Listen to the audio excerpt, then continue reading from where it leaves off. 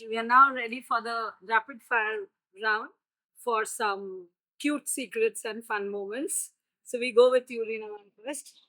One thing new that you have learned as a Shishya teacher, which you didn't learn before.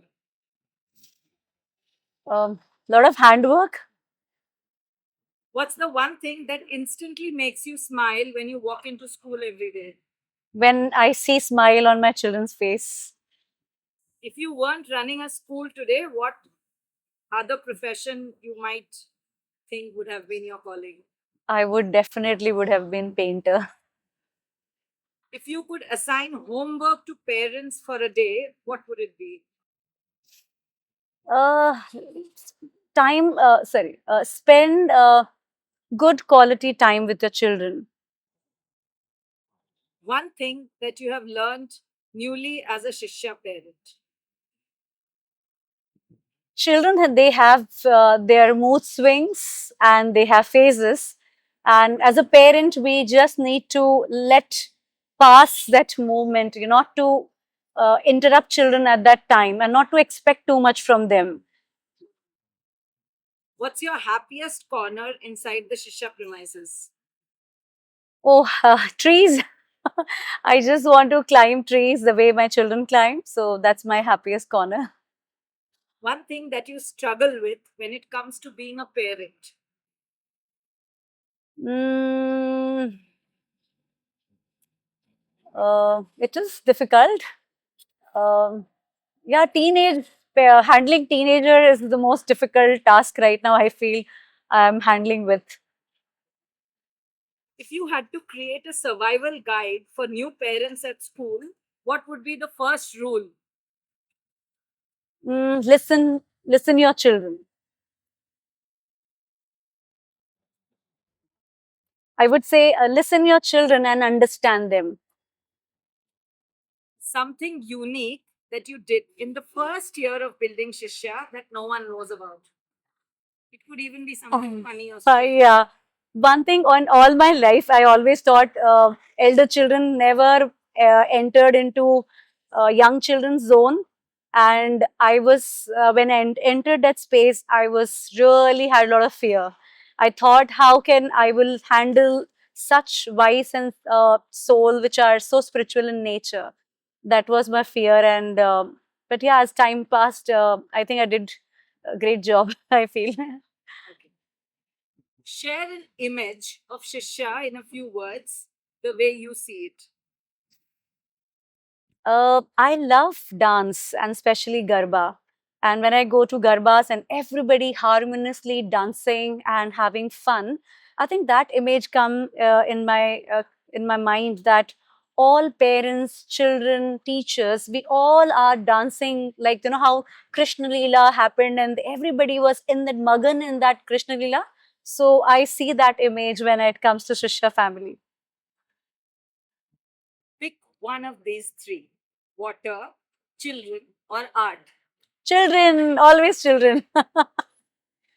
Sing something that you would sing to children when they seem unmanageable.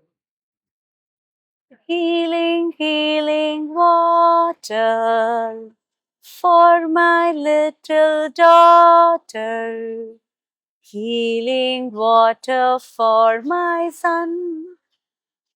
And the pain is gone, gone, gone. Beautiful. Thank you for being sport. Bandana ma'am, now your turn. All right. One myth about Waldorf education you want to bust. That it is all play and, it's all fun. It is all of that and a lot of learning, lot of deep learning.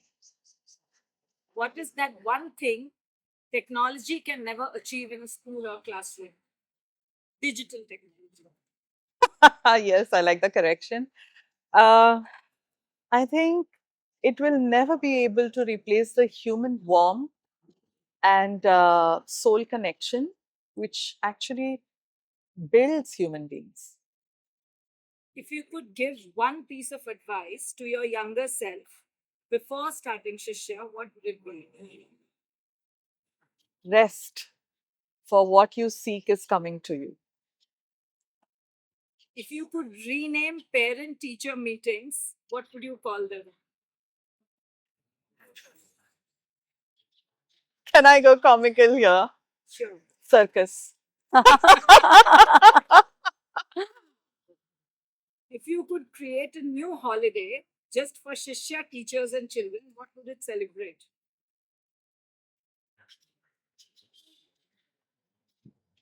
The year that just got done. And yeah, so I'm also imagining where would the celebration be? Maybe a place from where you look at the school from the outside. What's the most unexpected life lesson you've learned from a student? Unexpected. Or even the most valuable that has stayed, something that has stayed with you? I think the most surprising thing, which I knew conceptually, but now I learned it tangibly, is that, the realm from which we often look at children is very different from the realm that they actually live. So we really oftentimes entangle ourselves in things, worrying about things which we are looking at from our, grown up world and lens. But those doubts, those concerns, those issues do not exist in children's world. They live in harmony and such peace with each other that we elders should learn to step away from that a little bit. An instance of imitation by students at Shishya about the way you teach or speak that left you amused? Because they do pick you up on pretend play, right? I don't know if it should go on camera. Should it? It was a recent discovery, not very different. So I was working with the teenagers, the grade 9 students. They have been the ones I started my Waldorf journey with. So grade 1 onwards, I took them forward. We've had our the sweetest of moments and sternest of moments as well. So recently something happened and one child was playing a game with me and she asked me, teacher, which animal will you connect with yourself? Imagine yourself to be as if the outside world is looking at you from there. This is the animal they see. So I gave it a deep thought and I said, probably they think I'm a lion. Another student very courageously said, no, a crocodile.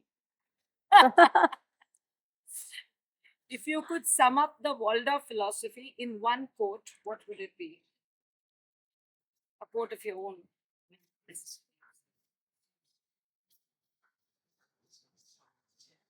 The Waldorf philosophy is all embracing, all loving, fulfilling, I think, journey of the individual.